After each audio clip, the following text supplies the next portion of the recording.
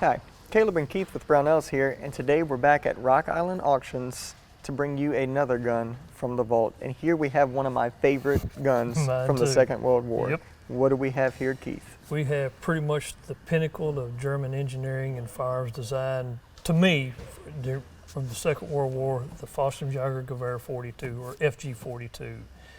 This is pretty much their top achievement on just space-age looking crazy guns that actually worked. I mean, they worked really well. Yeah, I mean, it looks like pretty much no other gun of that time period. You got your side-fed magazine, which is a little bizarre. Not totally bizarre, but a bizarre for, you know, a caliber this large and a gun this size. Still being relatively small.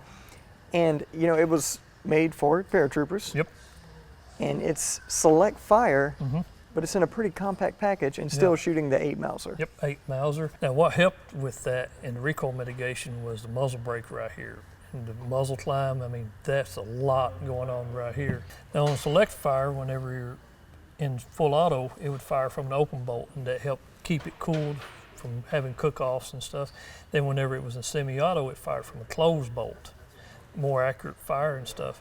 And if you look along the development, Melvin Johnson was developing the Johnson LMG at about the same time as this, and it features the same side-loading magazine and the same open bolt, closed bolt setup. But that's kind of weird that they were doing that so far apart on two different guns, but we're seeing that just wild. I mean, yeah, you definitely think they were onto something there with that particular setup. And yeah, so I mean, having this much firepower and that's, you know, cyclic rate for an individual paratrooper was awesome. I mean, you just jumped out of a Ju-52, you hit the ground in enemy territory, and you need to establish fire superiority as quick as possible.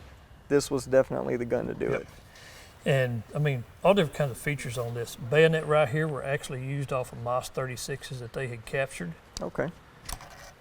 That goes in just like so. Easy enough. Yeah, I mean, you're not really going to do any cutting, but you're going to do some poking with that. Yeah, absolutely. But could you just imagine an Allied soldier seeing something like this staring down at you? I mean, it's like a Buck Rogers ray gun, what you'll be seeing, man. I'm sure they had no idea what to think. The magazine itself, a detachable 20 rounds, if I'm not mistaken. Box magazine, simple enough, sheet metal design, easy to manufacture. Rocks in from the front, just kind of like your AK-47 magazines do.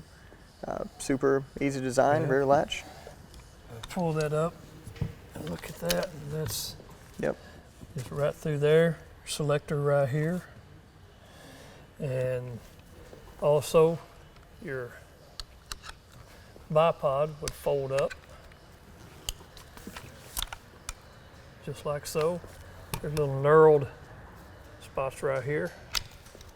Pull that down.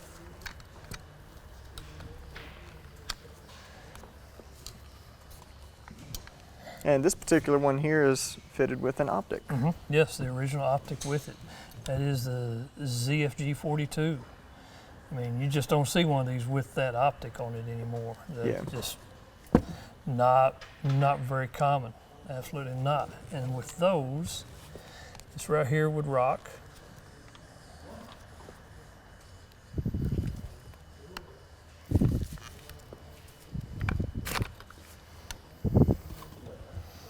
And then you would have just regular open sights. Flip up front and rear, okay. Just like so. Yeah, and the way that this scope interfaced was a rail right here, and then there was a centric on there that would catch in right there. Yep. Easy enough. Won't move under recoil. Yeah. Easy to take on and off. Slides on. Brings up.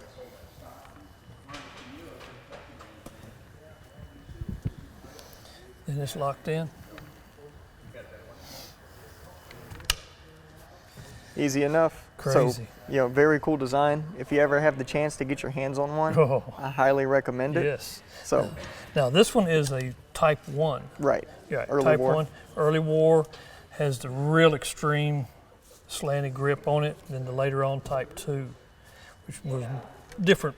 what happened is during the war that they started changing. They didn't have access to the raw materials that they needed to make these receivers. So the design was changed up in different areas here and there. But yeah, this right here was machined out of one solid piece of steel. And just for what they were doing was way ahead of their time. I mean, just absolutely way ahead of their time. Yeah, very cool quality German engineering. Yeah. So if you ever have the chance to get your hands on one of these, I highly recommend it. Absolutely. SMG is making semi-autos of these. Okay, excellent. Yep. Yeah, that'd be a cool gun to have. Yep, cool gun. And one thing about this right here is that don't guess that they thought about it, was that you can flex this around, but the trouble is that it will fold up on you. Okay. Yeah. But the cool part about these right here, you could actually load that bipod and put pressure on it. Okay, yeah. Reduce that recoil even further. But super, super neat, super crazy guns, just amazing. But that's about it for right now. I could sit here and talk about it all day, but we've only got a certain amount of time. Oh yeah, yep. So, we'd like to thank Rock Island Auctions for having us out. And if you have any questions or if you want to add anything to this, of course, we're just kind of scratching the surface on it here. But feel free to leave us a comment down below. We'll be happy to hear from you. So thanks for joining us, and we'll see you next time when we bring you another gun from the vault.